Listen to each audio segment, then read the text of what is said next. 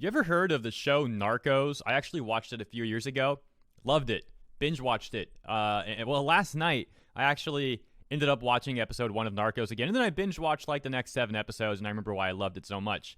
And now, I barely got any sleep. So I apologize if I say things that are completely ridiculous in this video. This is going to be the rambling, half asleep, rambling nonsense of a weeb who actually surprisingly enjoyed the finale of RWBY.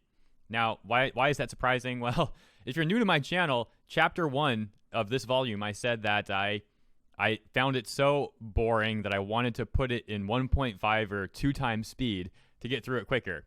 Now, me saying that I enjoyed the finale of Volume 7, let me make a few clarifications or a few things that you should know about that. That doesn't mean I'm going to stop criticizing Rooster Teeth if they do stupid things. And I have a feeling, based off 2019 and based off the start of 2020, they will still have very bad business decisions throughout this year. We'll see. So I'll probably be talking about that on this channel. If the community still does stupid things, I will absolutely call them out. Like the threats that they were sending RT because Clover got RIP last chapter. Yes, I will call that stuff out. Despite the fact that I did enjoy the finale, in this video I'll explain why I did. And I've got like 90 awesome screenshots to go through. Hopefully that helps me keep track of everything with my half-asleep brain. But let me also mention this. Where I'm at with RWBY now. I don't think of the show very critically, very analytically. It's such a mess of a show that it seems pointless to do that, in my opinion. If you like doing that, I support you. Go ahead and look at this show in a very analytical way, and I'll wish you the best of luck in doing that. In my opinion, this show has become such a mess that it's pointless to do that pretty much now. But that said, if you accept that this show is a mess, if you accept that the writing is all over the place at times, some of the characters are inconsistent, and this sort of thing, you might be surprised that you find it enjoyable when you look at it in that light. At least for me, that's been the case. With that all said, now let's talk about RWBY Volume 7, the finale.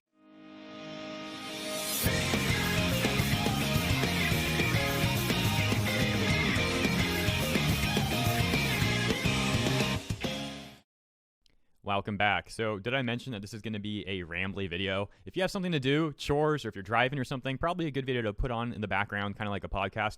But if you are watching this in terms of actually viewing it, not just listening, that's great too, because you'll be able to see the cool screenshots that I got. And we're starting the discussion off with Neo versus Juniper. And I really like what they did here, because last chapter, it was so ridiculous. They had Oscar yell at Neo and telegraph a very obvious punch, and Neo got hit with it. Very, very worrisome, because that should never have happened. But they made up for that this chapter. Absolutely, they did Neo justice. And it all starts with this scene, actually. The very first attack that Neo blocks here with her parasol is Nora's attack. And actually, there's always a audio cue when you're having a Neo fight. When she uses her semblance, it's like that chime kind of music, that chime sound. So actually, the whole time Neo was fighting Juniper, I don't think it was actually Neo. I think it was her semblance, like we saw when she fought Cinder last volume. The whole time they were in Little Miss Malachite's building, her establishment, whatever you want to call it, it was actually her semblance that was fighting Cinder. And there are some other clues that go along with that as well, with her outfit. For example, when Neo uses an illusion to fight, the outfit's perfect, doesn't have the dirt and stuff that she normally has. So that was really cool. Started off with her semblance, and Neo was done very much justice throughout this. Like I said, they stuck true to her fighting style. Very technical fighting style, mostly a counter fighter, utilizes a lot of throws, the opponent's momentum and that sort of thing, and she likes to use her opponent's emotions against them. For example, when she was fighting Ren for a moment in the hallway, she turned to Nora, and Ren then wouldn't be able to continue. Another example, she was being very smug in this fight as well, trying to get under the opponent's skin, so they did Neo justice. Like I said, I felt like they really stayed true to her. The only thing that was kind of weird about this fight / general scene was the Atlas guards in the hallway. That was kind of silly. But here's the thing.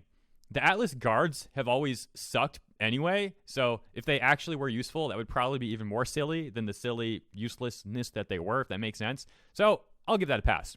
Now let's talk about Penny in Winter versus Cinder. So this was actually a really awesome fight. I really enjoyed this. Really good animation, like I said. Very clean. It was just very enjoyable. And I love this part here. Cinder tosses Penny and Winter out of the building. Whenever I see a scene like this in anime or whatever, it's always fun to me because it reminds me of Cowboy Bebop when Vicious grabs Spike's face and just throws him out the building. So I kind of got some vibes there. And I love Bebop, so I enjoyed that scene. Plus, it was just fun seeing Cinder. And I'll explain that in more detail when we get to the Cinder and the Winter Maiden segment. I'll explain like why I like Cinder. But overall, I like this fight. It was cool. It had good variety. Penny getting hit with that was brutal. You got Winter flying on. I think it's a Manticore. I'm too lazy to Google it. I forget. I think it's a Manticore from last volume, so it's like a frosty version. So we can assume that Winter has at some point beaten one as well, which makes sense. And yeah, you got Cinder floating around with the flames. Winter on the summoned Manticore. And I was wondering, how is Winter going to fight in the air? She doesn't have boosters like Penny. She doesn't have maiden powers like Cinder. Well, that's how. But this was great. You had Cinder counter this. Like, at the last second, duck under there, slash the bottom of it, one-shot it, make Winter fall. And I got to give Cinder props on this attack. This was really impressive. She has good aim, man. Imagine you're in the air. You're in the air, right? Kind of flying through the air. Your opponent's falling through the air. You got to land it kind of like, where you're thinking they're going to go. Like, you can't actually fire the fireball at Winter because you'll miss. So you got to fire it where you think she's going to go. Cinder landed that one, so I got to give Cinder props on that. That was pretty cool. And there's a Winter fallen and all that sort of thing. Cinder goes off to get the Winter Maiden's powers. And now I'll talk about Cinder. Why do I like Cinder now? Well, if you tune into my live streams, you already know why. Oh, by the way, I didn't mention this yet. I'm going to be doing a live stream review of this finale as well. So if you want to join that, that'll be awesome. That'll probably be Monday. Probably be Monday evening. But yeah, why do I like Cinder now? Let's start with this. I didn't really care that much about Cinder before. I thought she was kind of annoying. Like, her character has been all over the place. It was like, at first she wanted power, and then she got humbled by RWBY in Volume 3, and then she had, lost her power, lost her voice, lost her looks a little bit. I think, she's still very hot in my opinion, though. Pun intended. Actually, pun not intended. I don't know, whatever. But the thing is, with Cinder, she went through this whole arc where she lost herself and then had to find herself again, and it seemed like she was going to learn from her mistakes, but no, she still became overconfident and ridiculous, and then she got smacked down again in Volume 5 with Raven. So you would think she would have lost her confidence that time. Now it's like 2 major L's she took. Nope. She's still as confident and smug as ever, and it's at the point now where I'm like, man, as weird as her writing has been and her character consistency or inconsistency, for example, her desire to go after RWBY completely was gone in Volume 5. Like, she just pretty much ignored RWBY in that fight, which is kind of weird. But, things like that, people will nitpick, and I think that's warranted. But here's where I'm at with Cinder now and why I like her. Anytime, when I actually sit here and think about it, anytime we have Cinder on screen, it's a great scene nowadays. Like, it's either going to be good action, or she's going to just, try to insult someone. It's going to be funny. Or she's, getting owned herself. I don't know, man. Anytime Cinder's on screen, it's like one of the better scenes in the show now. So, despite Cinder's many flaws, I think she's got a cool design. I like seeing her fight. And anytime she's in the show now, it's a good time. So, I'm all for Cinder being around now. It's funny how that kind of worked out. So I love how smug she is. I like for example, this scene, she's about to take the Winter Maiden's powers. She's like, I forget exactly what she said. Something like, those powers belong to me now or whatever. Or she was, the Winter Maiden's like, what was I waiting for? And Cinder's like, you were waiting for me. And, shows the arm and all that. Like, I just love her smugness, and I like her design. I like her fighting style. Like I said, she's entertaining, man. What can I say? This was pretty cool animation too. Seeing a fully powered, or as Winter said, that's the power of a fully realized maiden. That was pretty cool to see there. So it reminded me, of course, of Volume 6 when Cinder was using her maiden powers to kind of scare Neo. Yeah, this is way crazier than what we saw in Volume 6. So it shows the difference there. And what's really interesting about the Winter Maiden, well, actually, we'll get into that in a later segment because we have a segment about Penny and the Winter Maiden. So let's just continue now. We do have a scene. Actually, I'll talk about this part right here. This was cool because in this room, there was so much AoE going around. Right when this was happening, I was thinking to myself, wow, Cinder better leave that room or she's going to get frozen, and destroyed. And then right when I thought that, yeah, she jumps out. So that was good. I think they did a good job on that part. It made sense. This was all really sick. Winter and Penny seeing the Winter Maiden. This part was just funny. Ren's like, we weren't ready to become huntsmen. Like, dude, all volume Ren has been kind of, he's been kind of I don't know, kind of unsure of himself. And I'm sure there's reasons for that, but I'm going to be completely honest with you guys. As I said in the beginning of this review, I don't look at this show as analytically anymore, and I really don't even care enough about Ren to try and figure out what's going on in his mind. I literally don't care enough. I'm watching this to just have fun. That's part of why I love Cinder so much now. It's fun when she's on screen. So let's see. We got this little thing of Jean getting the call from Maria or Pietro. I forget who actually called there. So this is something I actually realized on my second watch of this chapter, because I have seen it twice now. I watched it once just fully through, and the second time I watched it, got the screenshots and took some notes. And the first time I watched the chapter, what I'm about to say, I didn't get this impression at all. Didn't even think about this the first time. The second time I watched this chapter, though, I realized part of the reason why I like the finale so much, I think, is because we didn't have many scenes of Blake and Yang, of Bumblebee. There was almost no Blake and Yang scenes in this finale. And listen, it's really not that I just hate Yang and Blake so much. I really don't like Yang. I like Blake, though. And as I've said, what I like about Blake is not really there anymore. Like, she's not really the same character I liked. And it feels like, I don't want to get into a whole rant about this because I've said this over and over and over again. Y'all are probably rolling your eyes. Or, to be honest, you're probably not, because you probably agree with me on this. And, but it's still the same point. If you agree with me and you've heard me say this before, I don't want to stay on this too long, so I'm trying to make this quick and to the point. Blake had a lot going for her throughout the show, and I feel like ever since they've, the last volume or two, they've really been making Blake mostly just Yang's girl, or trying to go for that. And they've taken away a lot of what makes Blake so cool. A good example of this is actually last chapter, when you had Team RWBY versus the Aesops. There was multiple times when Blake was fighting the Aesops, I think her name's Nero, where Blake should have used her semblance to dodge attacks. Like, previously in the show, we've seen her use her semblance to dodge attacks like that easily. Good examples, Ilya versus Blake. Blake has a semblance that's great for dodging attacks. It is. And in the fight against Nero, or the Aesops, whatever you want to say, there were multiple times where Blake should have used her semblance. And based off past data, based off how we've seen Blake fight in the past, I think I said that correctly. In my mind, my tired mind right now, I heard myself say Blake off the Blake instead of based off Blake, whatever. Anyways, what I'm getting at is, in the past, we've seen Blake use her semblance in that manner, and it should have stayed consistent. But what happened is, it feels like they toned Blake down last chapter and did her so wrong, because when she finally used her semblance to dodge an attack, it was to do some Bumblebee combo attack with Yang. I'm like, man, get out of here. Blake should never have gotten hit by a lot of those attacks. They purposely didn't make her use her semblance so that when she finally used it, it was to do a combo attack with Yang last chapter. That was so ridiculous. So stuff like that just makes the scenes with Yang and Blake really bad, in my opinion. Another example, the dancing scene from early on in Volume 7, where they're in the dorm and Blake and Yang are dancing. That was so cringy. Even Weiss was like, no, I'm out of here. And even RWBY seemed like she was annoyed with Yang in a later scene that chapter. So, yeah, ultimately, I really do think part of the reason why I enjoyed this finale so much was because Blake and Yang weren't there. And that's mostly because that their scenes are just weird nowadays. They're just weird. They're either cringy or they make Blake into someone who she's not, and it's just weird, man. So I hope that gets better as the show continues. I mean, Bumblebee has potential. I will still stand by that. I like how the ship used to be. I don't like where it's at now, but hopefully it'll come back around. Right now, I really don't like what they've been doing to those characters.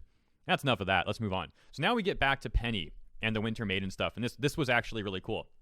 Get it? Cool. Winter Maiden, cool. Yeah, it's like the same thing I said. Cinder, hot. Anyways, so no, this was cool though. It was a good scene, and it was interesting. And let me talk about something now. So a theory that I've talked about before is Neo becoming the Winter Maiden because RWBY Chibi had Neo make a snowman or something. Or I forget who made the snowman, to be honest. But there was a snowman in Chibi that was dressed up like Neo and was holding a sign saying Winter Maiden. Pretty much that's what it was about. I might have some of that a little wrong, but that's pretty much how that was. So it would have made sense in a way if Neo somehow became the Cinder... If Neo would have become the Cinder Maiden. If Neo would have become the Winter Maiden, excuse me. Again, half asleep, doing my best. I'm on my second cup of coffee, so it is what it is. But the point is this. As much as I think it would have been awesome to have Neo become a Winter Maiden, because Neo is the best girl in the show, easily, hands down, Neo is the best girl. So a Winter Maiden Neo would be awesome. But that said, I'm honestly glad that she did not become the Winter Maiden. Why is that? Because it would make her too important, and I don't have faith in the writing, or I don't have faith in the writers, to be honest. If they make Neo a Winter Maiden, I'm going to be like, dude, they're going to either destroy her character and ruin what makes her so cool, or they're just gonna Minecraft her. They're gonna RIP Neo, you know? So I'm glad that Neo's not the Winter Maiden. As cool as that would have been, I'm glad. Because now Neo can still have that role where she's not in every chapter and she's not on screen that much. But when she comes on screen, it's impactful, it's awesome, it's great. And yeah, so now she can still have that role. So I am all for her not becoming the Winter Maiden. As much as it would have been cool to see her get OP Maiden powers, she's already OP. She's already awesome. She's already best girl. It is what it is. I did not expect Penny to become the Winter Maiden, though. That was a cool switch. I also didn't think Winter was going to make it out of this chapter with her life, to be honest. They foreshadowed back in the Weiss character short way back that Winter wasn't going to be around all the time. And to be fair, you know, the show's not over. There's still a point where Winter might not be around. But it wasn't today. Wasn't this chapter. That was a bit surprising. So they pulled a fast one on me there. The only thing I didn't like about, I don't want to get into the Ironwood stuff yet. Hold up. Where's my screenshots with the Winter stuff? We got more of that. Okay. The only thing I didn't like about the Winter Penny Cinder scene here, not the fight. I'm talking about this second scene, you know, because you had like the fight and then you had this whole scene where they're talking to the Winter Maiden and all that. The only thing I didn't like with this is that off screen, Winter got wrecked. Like, man, there's so many good screenshots I want to talk about, but I specifically want to get to this one to make a point. Okay. Wow. That's, okay. Off screen, with the Winter, not the Winter Maiden, Winter gets wrecked by Cinder. And I wish we could have seen that on screen. I wish we could have seen how Cinder destroyed Winter so badly. We didn't really get that. It was all off screen for the most part. So that was kind of sad. But I really didn't want to go through all those screenshots yet because I want to use them to talk about other things. So let me kind of rewind here. Hey, like I said, kind of a rambly podcasty style video. It is what it is. I'm definitely repeating myself a lot, but I'm glad that I have viewers who will understand and sympathize with my tired mind. Yes, well, hopefully, maybe I shouldn't have said I was watching Narcos. Maybe I should have lied and said I was watching JoJo's Bizarre Adventure. Then y'all would sympathize with me for sure. You know what? Suddenly I'm going to become a liar. I'm going to pull an Ozpin on y'all. No, I was kidding. I didn't watch Narcos. I stayed up all morning. I never got any sleep. I was busy watching JoJo's Bizarre Adventure. Please, spare me from your wrath. Forgive me. It was worth it. JoJo's is amazing. It's a great show. Great memes. Okay. Now, I really did lose my place now. But to be fair, I've hit pretty much all the main points I want. Pretty much. Not all of them, because there's still a lot to talk about with Oscar and Ozpin and all that. So, let's see here. Penny and the Winter Maiden. Yeah. So this was kind of interesting. When the Winter Maiden was asking Penny if she was the one that she was waiting for, I really expected Penny to say no, because Penny's really honest a lot of the time, you know? But she didn't say no. And that was interesting. And I wonder why. It's like it was on the edge of her tongue to be like, no, I'm not the one. But she didn't do that. She was kind of like, you know, because Winter Maiden was saying things like, you can tell James I'm ready now. I'll be gone. I have a hard time remembering, but I remember that. And yeah, it's just interesting to me that Penny didn't directly say no. And I wonder why. Does Penny not trust Winter with the Winter Maiden powers? Is that it? Did Penny start to doubt Winter's choices and things like that? That might be it. Which is interesting. So where we're at right now with the Maidens, let's see. We have a Winter Maiden on the good guys team, arguably the good guys at this point. Penny. We got Cinder with Fall Maiden powers. We got Raven still with the Spring Maiden powers, and we don't know what's going on with what's the other one now? Summer Maiden, I guess. So we'll see. She must be in Vacuo or something. All right. So anyways, this Ironwood and Ozpin scene / Oscar scene was interesting. The theories about Ironwood being the reverse Tin Man, it looks like those were absolutely right. So while I didn't get it right with the Neo being a Winter Maiden theory, and I'm glad for that, and I didn't get it right about Winter being RIP yet, definitely got this one right. This was cool. This is a theory, like I've said, I've had since Volume 3 pretty much, that Ironwood isn't the Tin Man, he's the inverted Tin Man. He had a heart, and then he has to find it, as opposed to the Tin Man, the more classical, you know, Wizard of Oz Tin Man, starts without his heart, has to find it. No, Ironwood had his heart, he just lost it as the show goes on. Will he find it again? Probably not, to be honest, because that would kind of not make as much sense. If the Tin Man didn't have a heart when it started and ended up finding a heart at the end, well, unfortunately for Ironwood, that would also mean he started with the heart by the end of the show, by the end of his character arc, by the time he's RIP or the show ends, although it's more likely he'll be RIP in some manner, probably next volume or something. Yeah, it's more likely that he doesn't really find his heart again. Now, maybe they'll do something at the very end where he redeems himself and then Salem takes him or something. We'll see. but I don't have too much hope for Ironwood. That said, I'm not saying he's a bad character. He's a great character, very interesting, complex character. But he'll probably have a tragic ending now, so that's going to be a thing. Maybe not. Maybe it will. Let's talk about Jacques, Schnee, and Whitley for a moment. So Jacques is a character I actually like Jacques because I really like morally gray characters for the same reason I'm saying I like Ironwood right now. Well, okay. Jacques isn't really a morally gray character, though, to be honest. He's obviously a douchebag. But what I mean is that he can be a little morally gray, or that's probably not the best way to put it. Let me rephrase this. Jacques he can have an interesting role, because here's the thing with Jacques, and this is why I really don't like him working with Watts. Jacques only cares about money. And while he may have seen some monetary benefit from working with Watts and lifting, putting pressure on the council and stuff like that, maybe getting the embargoes lifted at some point, et cetera, opening, this sort of thing. Ultimately, Jacques should know if Salem succeeds, life on Remnant's gone. He can't sell his product. He can't even live anymore. That's not what he wants. He wants to live. He wants to be a comfortable, rich dude, and he wants to have a lot of money. So it doesn't make sense that he would side with Salem and Watts. It makes more sense that he would actually side with the good guys. And I'm not saying that makes Jacques a good guy, because he's still a douche. He's still a jerk. He's a terrible, terrible dude. But the thing is, it would be interesting to have Jacques start supporting the good guys, maybe back them with money, help invest money in technology and things that can upgrade their equipment and stuff like that, purely for the sake that him siding with the bad guys would be worse for him. So what I'm getting at is there could have been potential for Jacques to have this interesting kind of role, and that could also fall to Whitley. If Jacques' gone and Whitley takes over everything as the heir, which is complicated and weird in of itself because he's so young, I'm not sure if that would really be how it works. I mean, if there's a council in Atlas, I imagine a company like the Schnee Dust Company would also have a board. But who knows, man? Again, the writing's weird in this show. Yeah, you know what? I'm thinking about this way too critically, and that's where I'm going wrong right now with this part of the video. I'm thinking about this way too analytically, and it just doesn't work with where the show's at right now. Here's the thing about Whitley. Maybe he can take over that role that I was kind of saying Jacques could have. You could have Whitley kind of, siding with the good guys purely out of, I need the good guys to win, because if the bad guys win, there's no one to sell anything to. We'll see if Whitley takes that kind of role. I don't know. It would be kind of interesting to see that. But ultimately, I think Jacques might be a case of wasted character potential. And to be honest, so might Whitley. We'll see what happens with those guys. But yeah, there wasn't too much this volume, surprisingly. Thought they were going to have a little bit more to it with the Schnee family. We didn't really get much of that. This was actually really interesting. This scene where Ironwood straight up murks Oscar. Let's actually fast forward. Can I fast forward to the part with Watts? You know what? It's going to be too much to go through. So let me just talk about this for a moment and also talk about the Watts part. I only have one screenshot of Watts and it's way lost ahead. So, I'll make of that what I will. I think the telling thing here is when you combine this scene with Watts, the Watts scene, because in the fight with Ironwood and Watts, it looked like Ironwood had also murked Watts. But we know that wasn't the case. And Ironwood fought Watts before everything really got as bad as it is in this chapter. Things were getting bad, absolutely. When Ironwood fought Watts, things were getting bad. It was not good.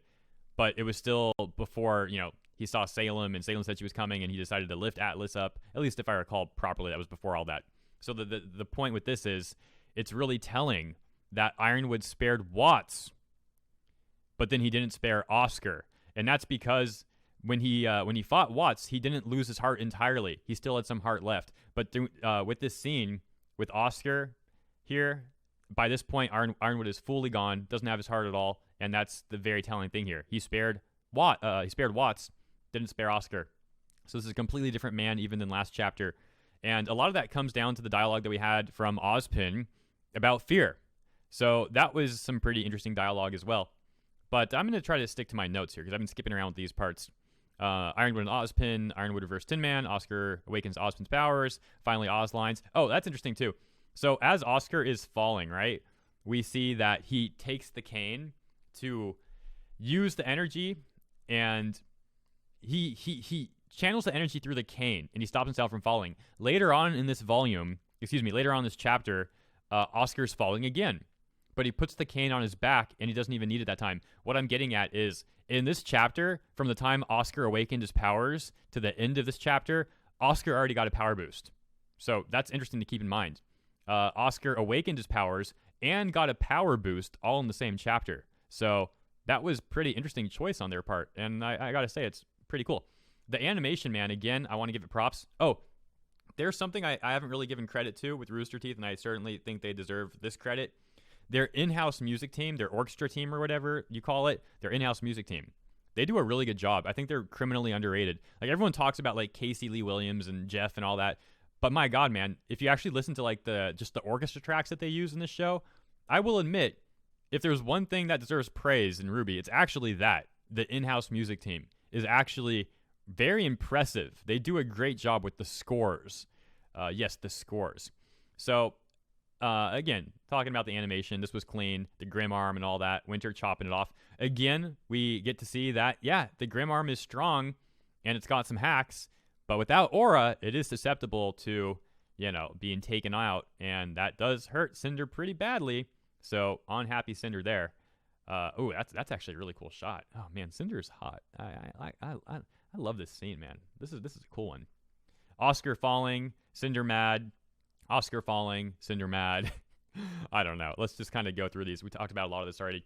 RWBY with the silver eyes. This was kind of lame to me, honestly. Listen, I'm just giving you my rambly, unhinged thoughts. This was kind of lame to me in the fact that it's like, oh, RWBY, yeah, we know that Cinder would destroy you, RWBY. We know you got to resort to your little silver eyes. I find it weird that you couldn't use your silver eyes when there was a giant Grimm about to destroy a bunch of civilians, but you see Cinder, and suddenly you got it. Or when you see Salem and she's talking about your mother and insulting her, and insulting you and everyone, you can't use your silver eyes. But you see Cinder and suddenly, oh, I will use it this time. And yeah, she saw like Penny there and the Winter Maiden, but she doesn't really know who the Winter Maiden is. I mean, she was probably worried for these characters because she knows Cinder's dangerous and all that, but I don't know. The main point, honestly, with this part, to me, isn't even so much that it was kind of inconsistent that she didn't use it before and she used it this time. That's not the main point. The main point I want to make with this part is it's just lame to me that RWBY has these hacks that can like one-shot Cinder. Like, it's just kind of a cheesy, easy way out. Cinder is a more impressive fighter. She's got more power and all that, more technique even. Just a more impressive fighter. That's the best way for me to put it. But because RWBY has these hacks, oh, she can just one-shot Cinder and in the fight like that. It's kind of cheesy and lame. So this was a cool shot. Again, we get Oscar relying on the cane there. And then the second falling part, and this actually reminded me of this. This reminded me of the Lost Fable. Went back and got a screenshot of that one. So that was really cool. Salem falling in the Lost Fable, and then Oscar falling here in this new chapter. And this lighting, I'll admit, when I watched Oscar falling here, I thought the background, the sky and all that was the exact same as the Lost Fable. It wasn't. I was wrong about that. But I do think, and I didn't go through rewatching all the Lost Fable right now, but I'm pretty sure there are scenes in the Lost Fable where the lighting in the sky does look exactly like this, I think. But either way, it's still a very cool, very similar thing. Oz falling there, Salem falling there. Salem becomes evil shortly after this, and then Oscar starts to get some more of Oz's memories and become more confident in himself too. And again, I'm going to reiterate it. When Oscar lands here, he puts the cane on his back, and he lands just like using the energy like that. So already Oscar got a buff this chapter. That's pretty cool and interesting stuff. Robin. Let's talk about Robin. Well, you already know my thoughts on Robin. She's trash. One of the worst characters of this volume. A complete letdown there. And to be fair, maybe we will see Robin come around next volume. Some of the reasons why I don't like Robin, the biggest reason is, you know how people will say RWBY doesn't, there's show, don't tell. Like, you should show your audience, not tell your audience. And that's something RWBY has been criticized from a lot of people over the years, that they don't do that. They suck at show, don't tell. And Robin is a great example of that. They tell us, oh, Robin's this great hero for the people. She does all this stuff for the people of Mantle. She really cares about them. But literally, when I go try to think about it, I can't think of any scene we have of Robin actually helping anyone aside from her team or aside from when Mantle was under attack. And I'm sorry, but if she's a great help to the people, it shouldn't take Mantle literally being at complete risk of being overran by the Grimm to see her help others. No, we should have had some scenes before where Robin actually helps people. We didn't get that. So I think Robin has been a terrible character this volume, but I am eager to see if she improves next volume, and I think that's what they're probably going to do. Next volume, we'll probably see Robin doing more to help the people of Mantle and stuff like that. At least that would make her at least redeem herself somewhat. And maybe we'll see the ship between Robin and Qrow. That would be interesting. I still like Qrow and Winter. I think that's a great ship. But if they do make Robin not lame, if they make her not trash, not a garbage character, then there's some potential there. Now, before I talk about Qrow and Clover, because we're going to be talking about that, I got some more scenes here of Cinder. And I've had a Cinder theory for a long time, actually over 2 years. Now, let's talk about that theory briefly. That theory, if I can recall it properly, because again, it's like 2 years ago, and I'm not as analytical about the show as I was then, not even close. But the theory is basically this. Cinder doesn't like Salem. She also doesn't like Ozpin. Cinder doesn't like the Grimm, for whatever reason. That's the part that can be open to so many different avenues. Yeah, maybe her family was destroyed by the Grimm at some point. It's really open to so many different things why she wouldn't like the Grimm. But the main point of the theory is that Cinder despises the Grimm. She also despises Ozpin because Ozpin, after all these years, has failed to stop Salem and stop the Grimm. And like Cinder said in Volume 3, I forget the exact words, but she said like Ozpin is, is very conceited or something like that. I forget exactly what she said, but that follows up that theory somewhat. So Cinder doesn't like the Grimm. She doesn't like Ozpin in the Huntsman Academies, because they failed to stop the Grimm. So she wants to take down Ozpin. She wants to take down the Academy system because it's a failure in her mind. She also wants to take the Grimm down. So why is she working with Salem? Well, because Cinder doesn't like the Grimm and doesn't like Salem and doesn't like Ozpin and doesn't like the Academy so much that she is willing to turn herself into the thing that she hates to stop them. So yeah, she's willing to use powers from Ozpin, the Maiden powers. She's willing to use powers from Salem, Grimm powers, to beat Ozpin and the Huntsman Academy system and Salem. I think Cinder is actually a hero in a way, and that's really interesting. Now, of course, that theory could be wrong, and she could just be completely a villain. But I do think it would be interesting if she is like an anti-hero. Would that be an anti-hero? I think. I don't know. But that's the theory that I have about Cinder, and I really like that theory. It makes her interesting. It explains why she wants power. It explains why she's serving Salem, and I don't think she trusts Salem fully either. I really don't. So, yeah, why would Salem want to support Cinder in all this? Some potential reasons are Salem wants Cinder to get all the Maiden powers so she can then destroy Cinder and get all the Maiden powers from Cinder all at one time, potentially. Or she wants to have Cinder get all the Maiden powers and then she'll take over Cinder's body as a new host. That's also possible. Or she wants Cinder to get all the Maiden powers and just use her as a skeleton key, so to speak, where Cinder, if Cinder has all these Maiden powers, Cinder can open all the doors to the relics. So Salem might think it's convenient to have Cinder be the skeleton key for that. Those are some theories that will back up that other theory about Cinder. It's kind of more detail on all that. Okay, we're pretty much done here. Cinder's very mad. You get some dialogue from Ozpin. Fear isn't the concern. It's who we become while in its clutches. And we see Ironwood while that's going off, but I don't have the screenshots lined up properly. Says, will you be proud of that person? Will you forgive them? Will you understand why they did the things they did? And that's where it does show Cinder. The dialogue right there. I think it was this part where they said that. I think it was actually this scene. Will you understand why they did the things they did? So that also backs my theory up a bit. So that's pretty cool. We'll see if that comes to fruition or not. But they're keeping Cinder around so much, I'm starting to think that they will. Qrow and Clover. Qrow, he might be keeping this around because, well, he wants to remember Clover, obviously. But we'll get some additional development from Qrow potentially as well. Because, Qrow's trying to stop his alcohol. Maybe he'll go back to it now. Maybe not. And Qrow might look at his semblance differently. So here's the interesting thing with Clover and Qrow's semblance. They're arguably the exact same, but I don't stand by that argument because here's the thing. It's a complicated situation. With Qrow having an aura of misfortune around him, it will negatively affect anyone around him, obviously. There you go. Misfortune aura. Clover has a good luck aura.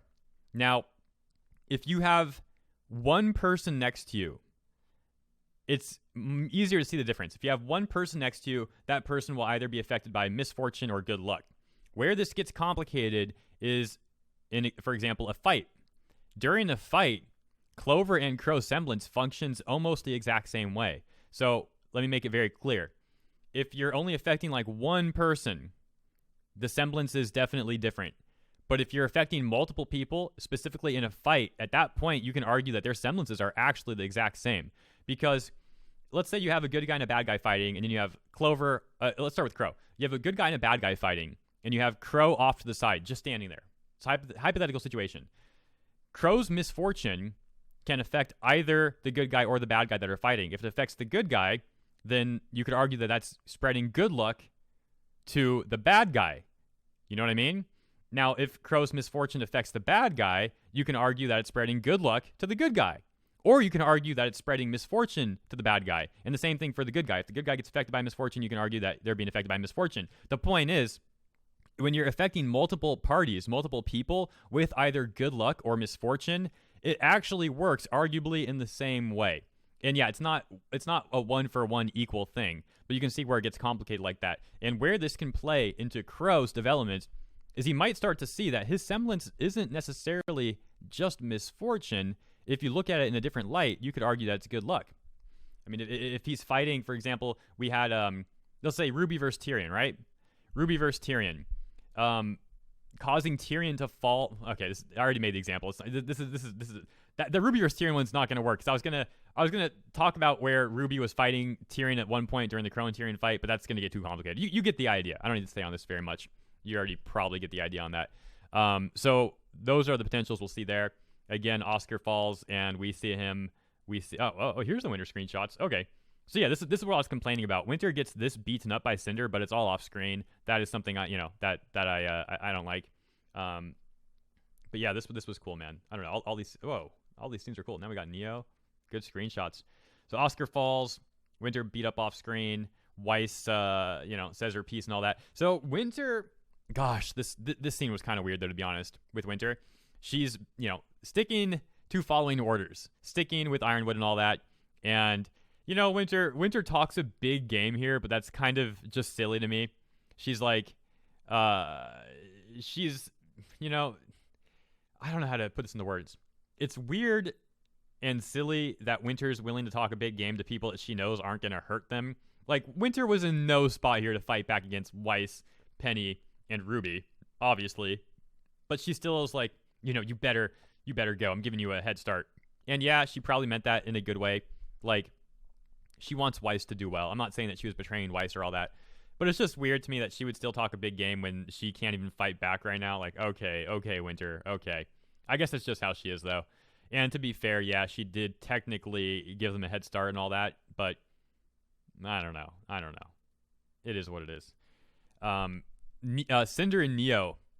Neo didn't betray Cinder yet, but I can't wait for her to do that. Cinder's mean to Neo, dude. This was not cool. Neo gets her the freaking relic. Neo is presenting you the relic, being classy and adorable and great as ever, and she just takes the thing and doesn't even say thank you or anything. Like, even Neo's like, dude, what the heck? I can't wait till Neo. Actually, I can't. I mean, no, because it gets complicated because I don't want Cinder to go because Cinder's funny too. Listen, Neo's best girl, and I love Neo. I support Neo 100%. But like I said, the argument why I like Cinder now is because it's always a good time when she's around.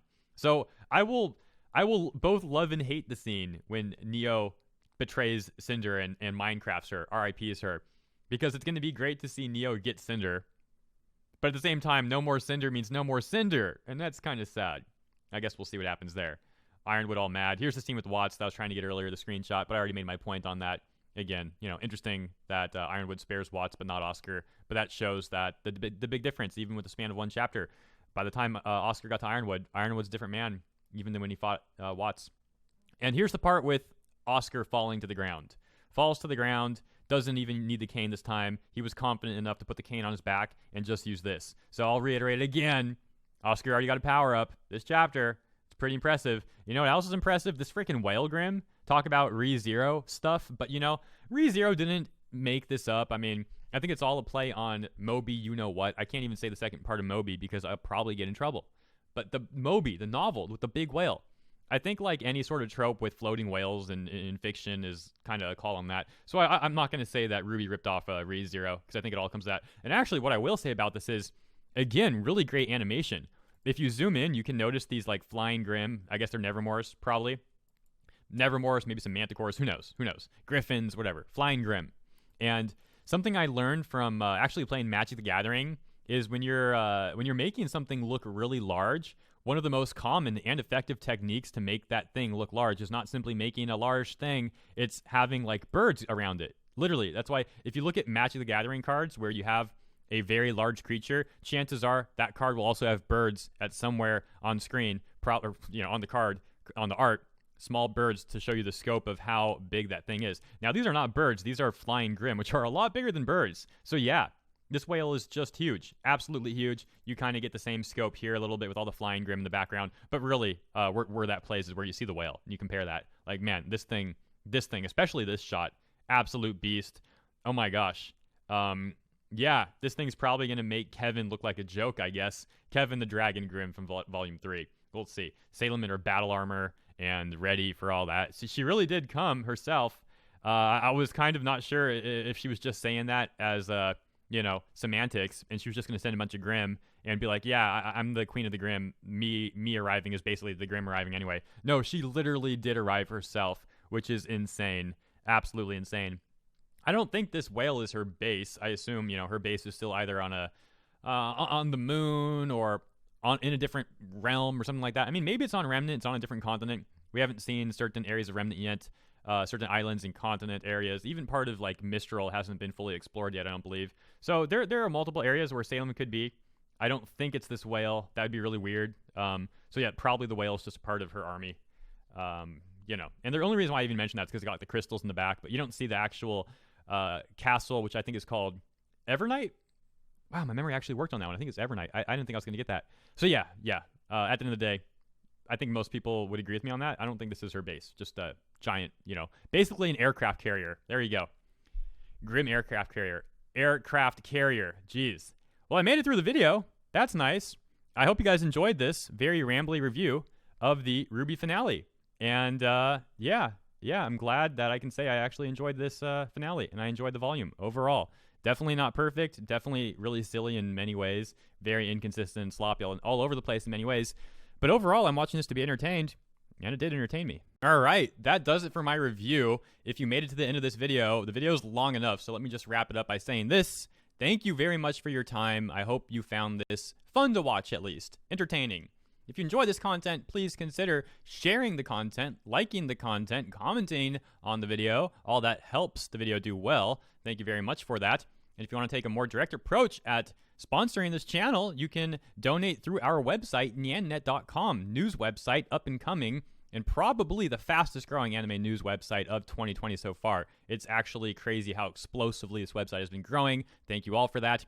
If you'd like to support this content, consider going on nyannet.com. We got a donation option at the bottom, PayPal there. You can become a patron on Patreon, link in the description, or a channel member, hitting the join button next to the subscribe button. You got some options there, monthly, tier 1, tier 2, or tier 3, with some cool perks back. And with that said, I also have shout outs for the awesome people who promoted yesterday's video over on Twitter. My system is still down. I'll probably have to use that one. I don't like saying. I'll go look into downloading that. But for now, via Twitter search, hopefully I don't miss anyone, shout out to The Lazy Slacker, Akbar Henderson, Karst D. Ragan, Jordan Tyrell, Nanad Milinkovic, Rising Gear, Gem, Mr. Senpai of Freedom. Oh, and by the way, Gem, hashtag Justice for Vic, Phantom Raven, Wood, Deshaun Miller, and that is all of the ones that showed up in the search. So thank you very much for your support. If I did miss you again, I apologize, and I'll catch you next time.